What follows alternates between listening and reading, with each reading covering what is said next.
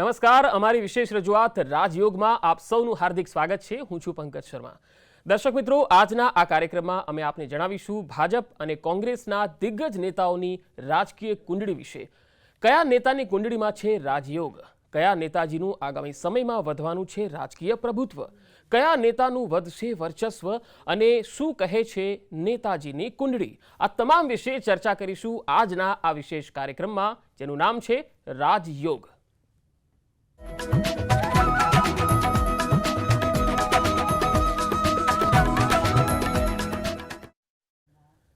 આજના આ વિશેષ કાર્યક્રમમાં કયા કયા નેતાજીની કુંડળી વિશે આપણે ચર્ચા કરવાના છે તેના વિશે તમામ માહિતી અને માર્ગદર્શન પૂરું પાડવા ન્યૂઝ 18 ગુજરાતીના સ્ટુડિયો પર ઉપસ્થિત છે બેજાન દારૂવાલાના પુત્ર, જાણીતા જ્યોતિષ અને સેલિબ્રિટી એસ્ટ્રોલોજર ચિરાગ બેજાન દારૂવાલા। ચિરાગભાઈ, આપનું હાર્દિક સ્વાગત છે રાજયોગમાં। શ્રી ગણેશાય નમઃ। ચિરાગભાઈ, સૌથી પહેલા તો આજના આ કાર્યક્રમમાં આપ કયા કયા નેતાની કુંડળી વિશે વાત કરવાના છો? પંકજભાઈ, આજે આપણે 3 દિગ્ગજ નેતાઓની વાત કરવાના છીએ, જેમાં 2 બીજેપીના છે, 1 કોંગ્રેસના છે, એક છે નીતિન ગડકરી, બીજા છે શિવરાજસિંહ ચૌહાણ અને ત્રીજા છે રાહુલ ગાંધી।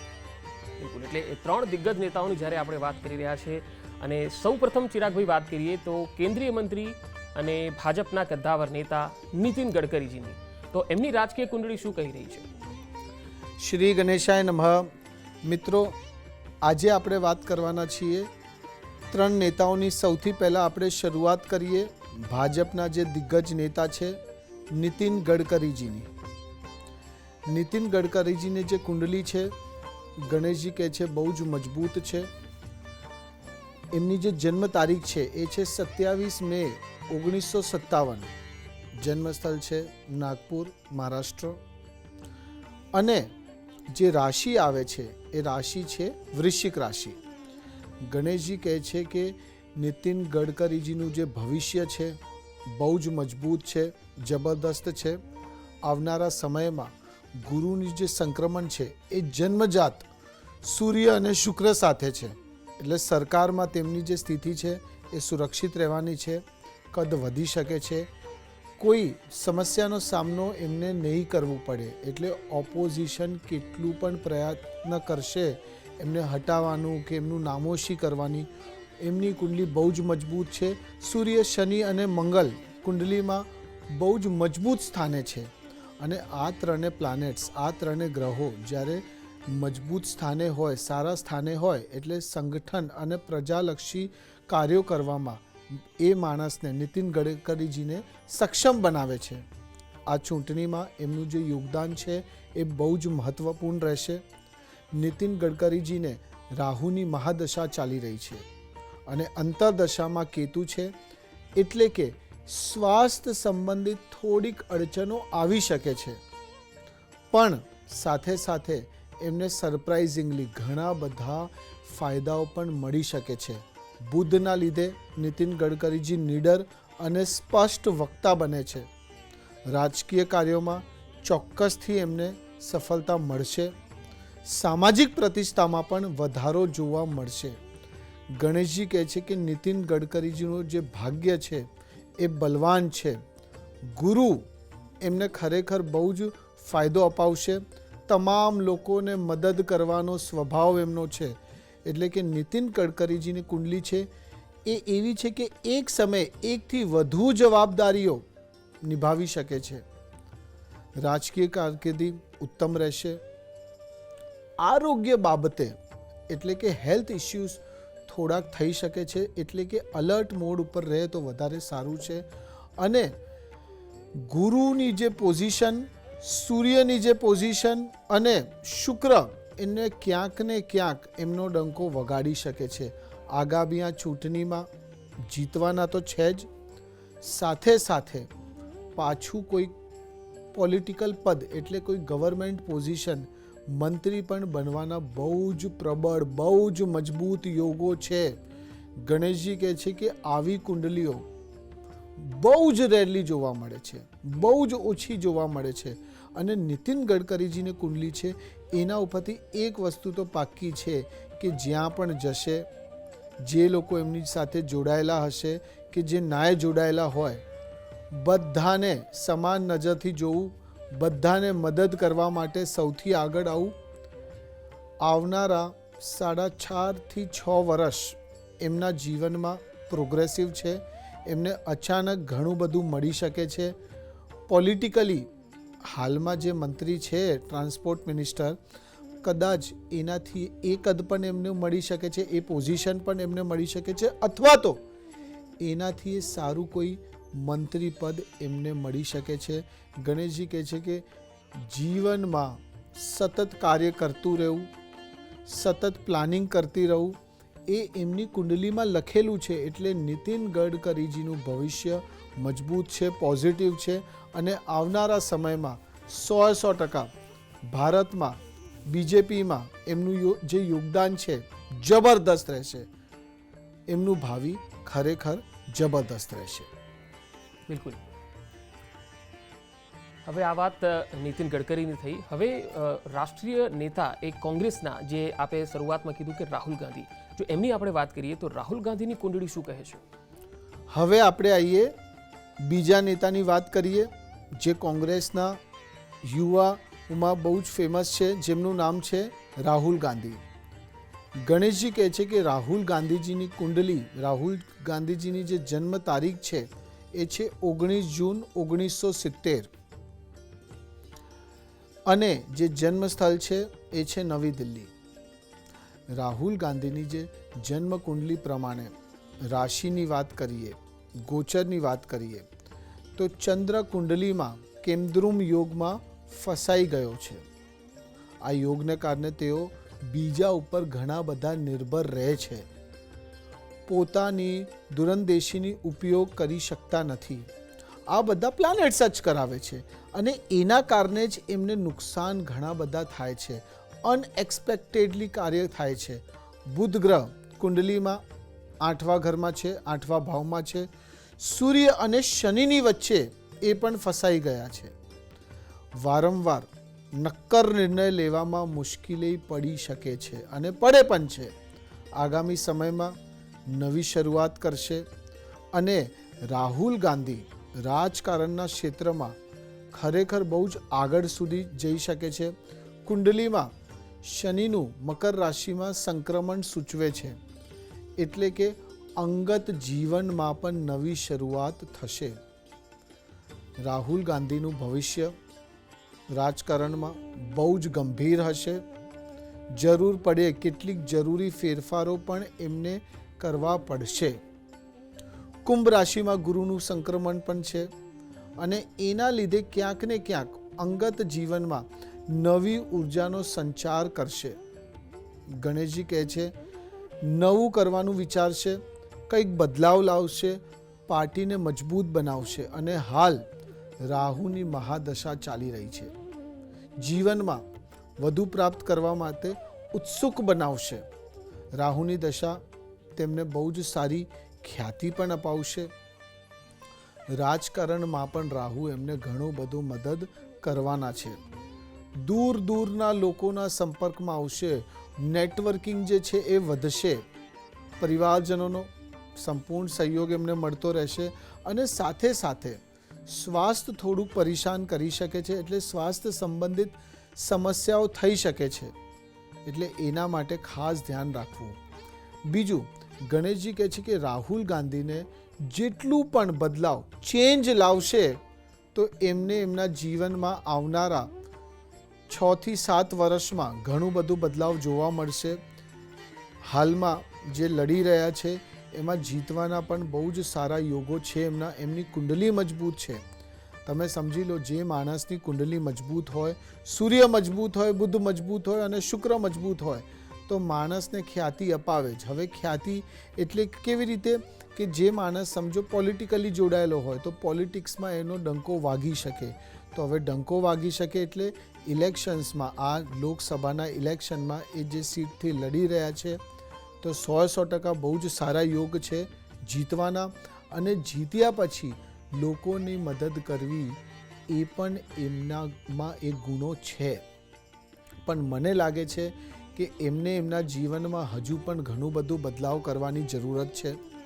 અને જમીનથી જોડાઈને, લોકો સાથે જોડાઈને જો કાર્ય કરશે, ફેરફારો કરશે, એક સારી ટીમની પણ જરૂરત છે. જો એક સારી ટીમ, સારા લોકો એમને મળશે, સારી ટીમ મળશે, તો ખરેખર આવનારા સમયમાં તમે એમને એક સારી પોઝિશન ઉપર પણ જોઈ શકો છો. પણ માઇન્ડ બહુ વેવરિંગ છે, માઇન્ડ બહુ જ અલગ અલગ વસ્તુઓ વિચાર કરતો હોય છે. એટલે મારું સજેશન એ છે કે વધારે વિચાર કર્યા કરતાં એક જ કાર્ય ઉપર જો ફોકસ આપે તો 100% આવનારા સમયમાં એમને સારો લાભ જોવા મળશે. ગણેશજીના આશીર્વાદથી એમને એમના જીવનમાં આવનારા સમયમાં ઘણી મહેનત કરવી પડશે અને મહેનતથી એમને જે પરિણામ મળશે એ ખરેખર અણધાર્યા હશે, અનએક્સપેક્ટેડ હશે, જે કદાચ કોઈએ વિચાર્યા પણ નહીં હોય. એમનું ભવિષ્ય બહુ જ મજબૂત લાગે છે.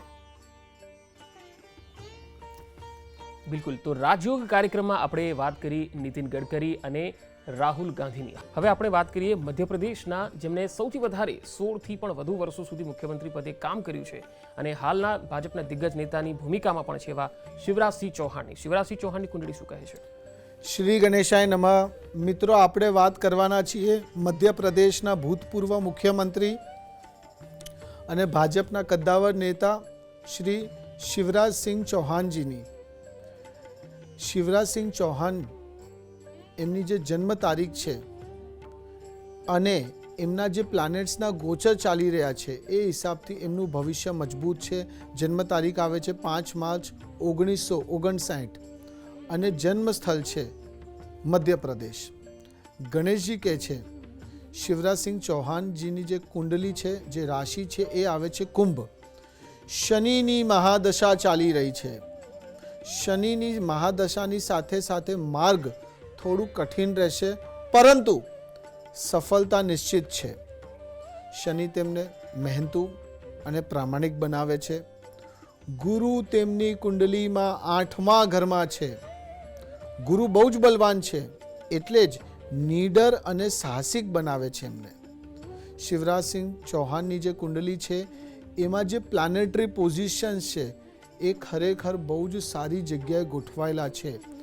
અને આપણે લગ્ન ચાર્ટની વાત કરવા જઈએ તો સૂર્ય અને બુધ એમને ખરેખર ઘણું બધું આપી શકે છે, જે કદાચ વિચાર્યું પણ નહીં હોય.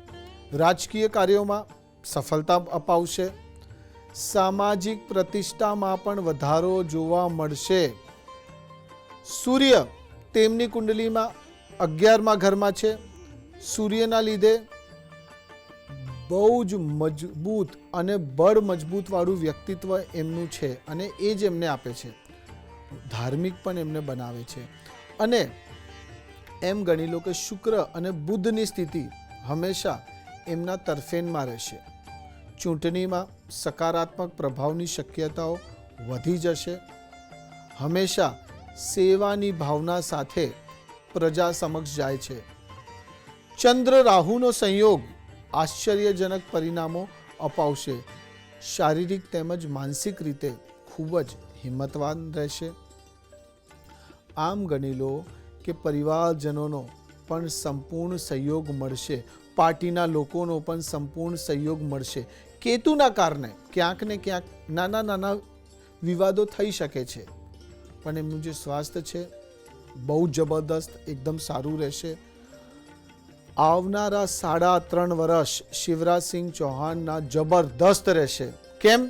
કારણ કે જે શનિ છે, જે કેતુ છે, જે સૂર્ય છે અને જે શુક્ર છે, આ બધાનું તમે જે કમ્બાઈન કરવા જાઓ છો તો એમની જે કુંડલી, એમનું જે પોલિટિકલ ગ્રાફ, પોલિટિકલ કરિયરની આપણે વાત કરવા જઈએ તો એ ધીમે ધીમે ઉપરની તરફ જઈ રહ્યું છે.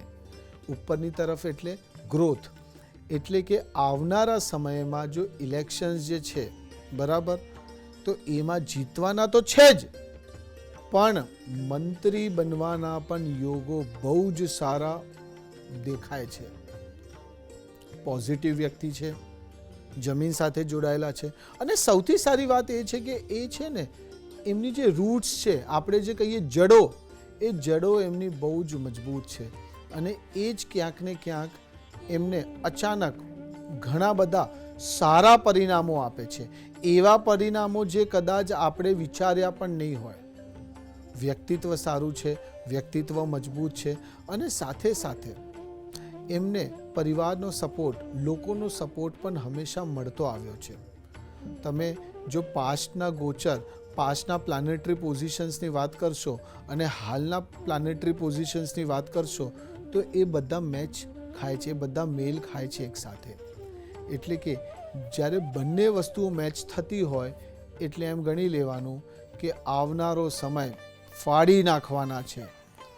પણ બે સજેશન્સ એમના માટે ખાસ છે કે એક તો કોઈ પણ કાર્યમાં વધારે ઓવર કોન્ફિડન્સ, અતિ આત્મવિશ્વાસ થવાની જરૂર નથી. બીજું, જલ્દબાજીમાં, ઉતાવળમાં કોઈ પણ ફેસલા ના લેવા. ઉતાવળમાં લીધેલા નિર્ણયો તકલીફ આપી શકે છે, અડચણો લાવી શકે છે. એટલે કે ઉતાવળમાં કંઈ નહીં કરવું અને વધારે પડતું લોડ લેવાની જરૂર નથી. આ જો બે વસ્તુ ધ્યાનમાં રાખશે તો ખરેખર એમનું જે પોલિટિકલ કરિયર છે, જે અત્યાર સુધી તો સારું હતું પણ ભવિષ્યમાં પણ એમને સારું થતું દેખાશે. અને બીજું શું છે, બીજાના ભરોસે બેઠા ના રહેતા.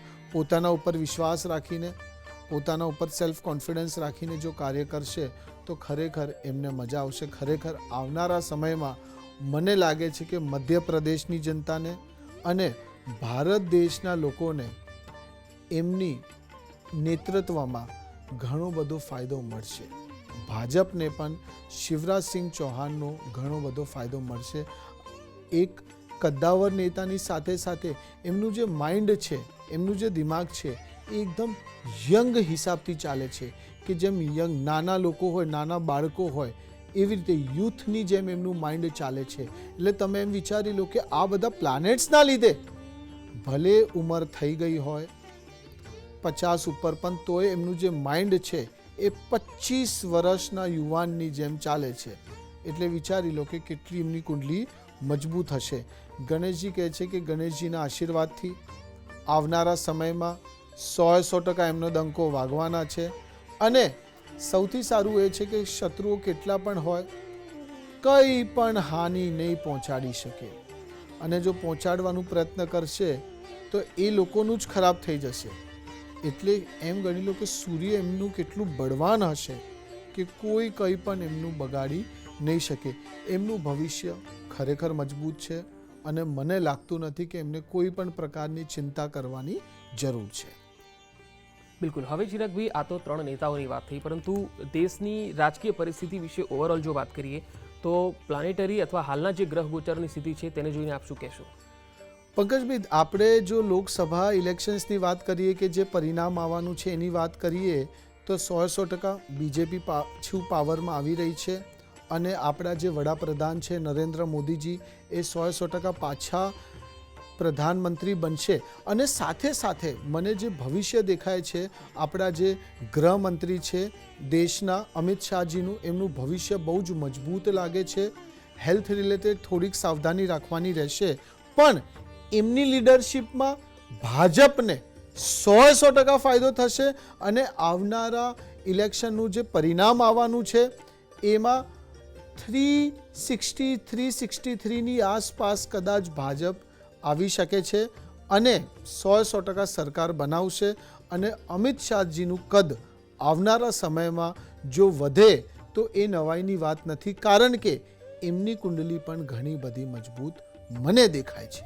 બિલકુલ. અને પાર્ટી વાઇઝ જોઈએ, જેમ કે બીજેપી કોંગ્રેસ બાદ ત્રીજી અથવા ચોથી એવી કોઈ પાર્ટી જે ગ્રહ ગોચરની દ્રષ્ટિએ તમને લાગે કે એ વધારે મજબૂતીથી બહાર આવી શકે છે, એવી કઈ? પંકજભાઈ, મને એવું લાગે છે કે બીજી પાર્ટી કે ત્રીજી પાર્ટીની વાત કરીએ બરાબર, જેમ કોંગ્રેસ છે કે આમ આદમી પાર્ટી, પણ ભાજપ ધીમે ધીમે વધારે મજબૂત થતું જશે. અને ભાજપ એવું મજબૂત થશે કે કદાચ બીજી ત્રીજી પાર્ટી આવનારા સમયમાં એની આગળ ટકી નહીં શકે. પણ તોય જો તમે વાત કરશો તો મને લાગે છે કે આવનારા સમયમાં કોંગ્રેસ પણ થોડુંક મજબૂતાઈ દેખાડશે અને કોંગ્રેસમાં લોકો ખરેખર સારી રીતે કામ કરશે. બિલકુલ. અને બીજું એક ખાસ દેશની પરિસ્થિતિમાં તમે કોઈ એવા નેતા કે જે મોટા ગજાના નેતા હોય પણ એમની સ્થિતિ એવી હોય કે આ ઇલેક્શનમાં કદાચ એમની હારવાની સ્થિતિ પણ હોઈ શકે, એવી કોઈ સ્થિતિમાં આ મેજર અપસેટ સર્જાય એવું કોઈ ચૂંટણીમાં તમને લાગે છે ખરું? કોઈ પણ પાર્ટીનો હોય. જો પંકજભાઈ, આ તમારું બહુ સારું પ્રશ્ન હતું, પણ મને એવું લાગતું નથી કે વધારે, કારણ કે જે પ્લાનેટ્સના ગોચર થયા છે, જે શુક્રનું અત્યારે ગોચર થયું, જે સૂર્યનું ગોચર થયું વૃષભ રાશિમાં, એટલે આ બધા પ્લાનેટ્સ એ સૂચવે છે કે આવનારા સમયમાં ટક્કર ખરેખર બહુ જબરદસ્તની રહેશે.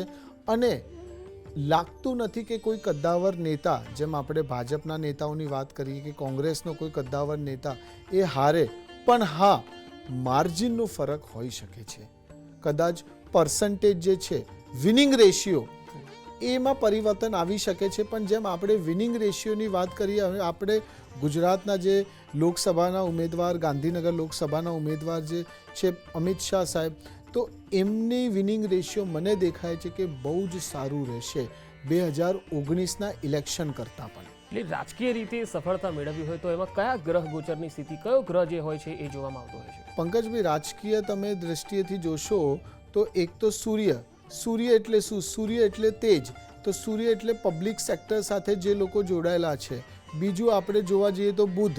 ત્રીજું આપણે વાત કરીએ તો રાહુ પણ બહુ જ ઇમ્પોર્ટન્ટ ગ્રહ છે. રાહુ તમને ઘણું બધું આપી શકે છે. રાહુ ઘણું બધું અચાનક આપી શકે છે, જે કદાચ માણસે વિચાર્યું પણ ના હોય. એટલે કે અનએક્સપેક્ટેડ જે ગેન્સ હોય, વેપાર હોય કે પોલિટિક્સ હોય, તો એ રાહુ અપાવે. એટલે રાહુની જે પોઝિશન જો તમારી કુંડલીમાં, કોઈ પણ પોલિટિશિયનની કુંડલીમાં સારી હોય, તો આવનારા સમયમાં એમ ગણી લો કે એનો ડંકો વાગે જ. એટલે રાહુની મહાદશા જો ચાલતી હોય તો એ સારું ફળ આપે કે ખરાબ ફળ આપે? પંકજભાઈ, રાહુની મહાદશા ચાલતી હોય એ અગત્યનું નથી. અગત્ય એ છે કે એની સાથે અંતરદશામાં કયો ગ્રહ છે. અને બીજું, રાહુ જે છે એ તમારા લગ્ન કુંડલીમાં કયા ભાવમાં બેઠા છે અને એની સાથે બીજા કયા ગ્રહો છે. એટલે જેમ જોવા જઈએ તો બધાનું આપણે કેલ્ક્યુલેશન લઈએ અને પછી એનું પ્રિડિક્શન નીકળે. પણ 99% કેસીસમાં રાહુ લોકોને કંઈક ને કંઈક આપીને જ જાય છે અને 100% એમને ફાયદો કરાવે છે. બિલકુલ. હવે આ સમયના ભાવે આપણે આજની આ ચર્ચાને અહીંયા સમાપ્ત કરવી પડશે. ચિરાગભાઈ, આપ અમારા સ્ટુડિયોમાં આવ્યા, ખૂબ ખૂબ આભાર. શ્રી ગણેશાય નમઃ.